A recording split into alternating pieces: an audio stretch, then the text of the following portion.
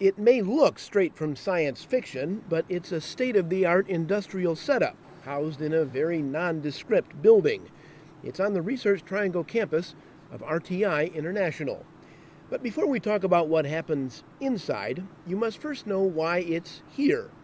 This is the story about the search for alternative fuel.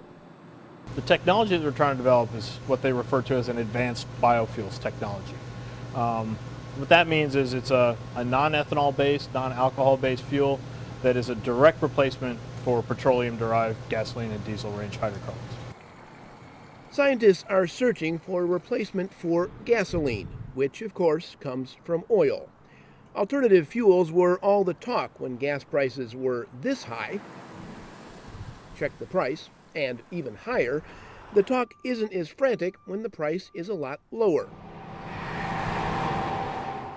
Still, energy independence and sustainability are important goals. So, RTI's scientists continue fine-tuning a process to economically and efficiently convert sawdust and wood chips into a transportation fuel. The materials that we make in this group need to be evaluated, and the work I do analyzes the materials to let us know if they're working properly, doing their job, and also the products that come from the work that we do need to be tested for quality. The process can be adapted to any biomass as long as there's carbon.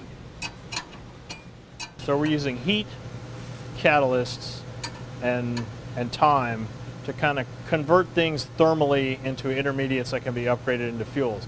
The nice thing about that is as long as it has carbon in it and it can be thermally converted, we can use it. So it applies to a whole range of feedstocks from, woody biomass that you would use perhaps in like a pulp mill or for paper production, byproducts from that process, grasses and straws that are grown purposely for biofuels, agricultural residues like corn stalks and stover.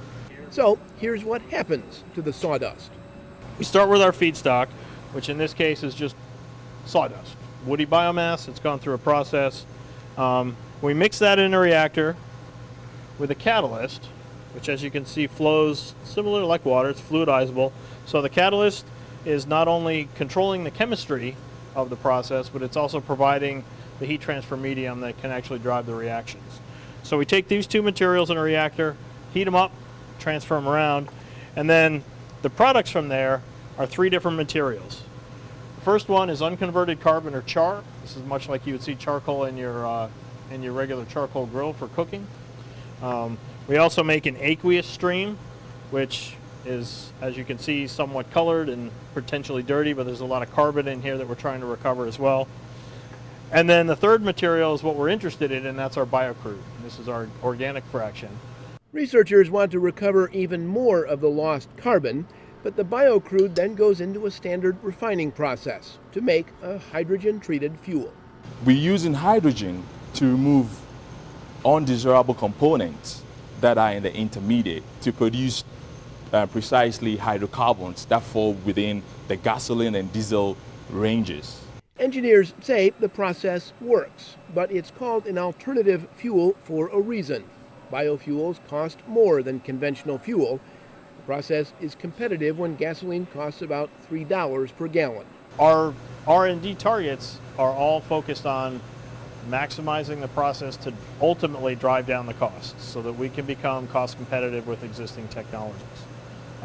We're always going to be challenged because we're starting off with a raw material that's not optimized for fuel production, but that's the goal of the process technology development, is to really optimize that process, come up with the innovations we need to get around those technical barriers, and then ultimately make this cost competitive.